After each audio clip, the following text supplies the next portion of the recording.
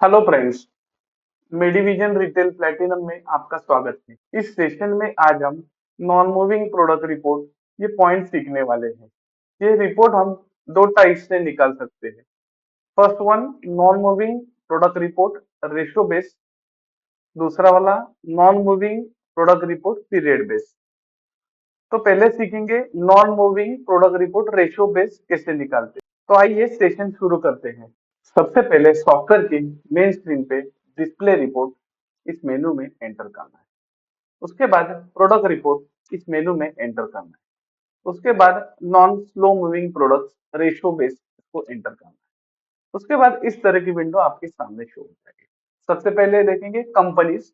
Companies में अगर आपको सिंगल कंपनी का ये रिपोर्ट ओपन करना है तो सिंगल कंपनी का यहाँ पे नाम लिखेंगे। यहाँ पे मल्टीपल कंपनी चाहिए तो यहाँ पे मल्टीपल कंपनी सिलेक्शन द्वारा आप सिलेक्ट कर सकते हैं। अगर आपको ऑल कंपनी का निकालना है तो ब्लैंक रखेंगे, एंटर करेंगे। उसके बाद सेल रिड्यूस बाय परसेंटेज, जो भी पीरियड देंगे उसमें से कितने परसेंट से आपका प्रोडक्ट का सेल कम हुआ है तो यहाँ पे वो एंटर करेंगे। 100% से सेल कम हुआ प्रोडक्ट आपको चाहिए तो 100% लिखेंगे, नहीं तो ब्लैंक।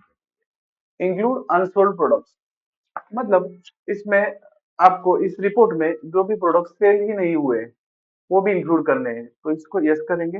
अगर आपको अभी सेल हुए वाले प्रोडक्ट आपको चाहिए तो ये इसको नो रखेंगे, एंटर करेंगे। एंटर करने के बाद यहाँ पे date range for sale history, मतलब कौन से सेल हिस्ट्री से आपको इस मंथ का सेल कंपैरिजन करना है वो डेट यहाँ पे लिखेंगे।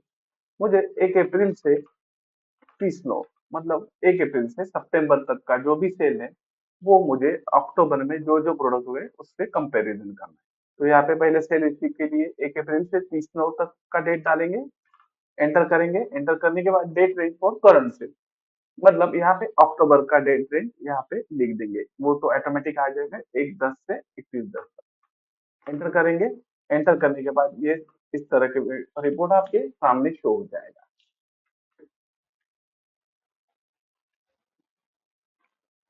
तो रिपोर्ट में सबसे ऊपर कंपनी ऑल, जैसे कि हमने कोई भी कंपनी सिलेक्ट नहीं की तो कंपनी ऑल यहाँ पे आ चुका है। हिस्ट्री पीरियड हमने 1 अप्रैल से 30/9 तक डाला था तो हिस्ट्री पीरियड मतलब उससे कंपैरिजन करना है, मतलब प्रीवियस सेल क्वांटिटी 1 अप्रैल से 30/9 तक दिखाई देगा।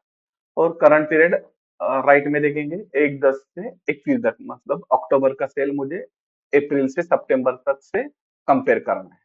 और रिड्यूस बाय 0% लिखा था, कोई भी परसेंटेज नहीं दिया था इसलिए 0% आया।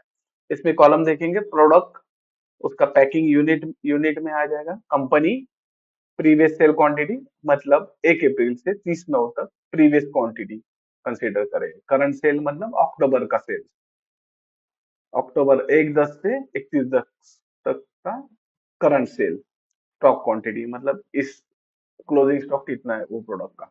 और लास्ट सेल डेट, मतलब लास्ट कौन सी डेट को इसका सेल हो चुका है। तो यहाँ पे देखेंगे ये प्रोडक्ट टेंडिया 15 क्वांटिटी 1 अप्रैल से 30/9 तक, मतलब सितंबर एंड तक 15 क्वांटिटी सेल हुआ है और अक्टूबर में 2 ही सेल हुआ है। और वो कौन से डेट को हुआ है और कितना क्लोजिंग क्वांटिटी, इसका रिकॉर्ड यहाँ पे मिल जाए। ये रिपोर्ट को आप F4 से फिल्टर भी कर सकते हैं।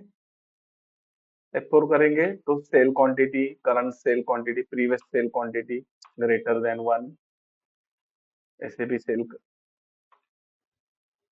फिल्टर कर सकते हैं।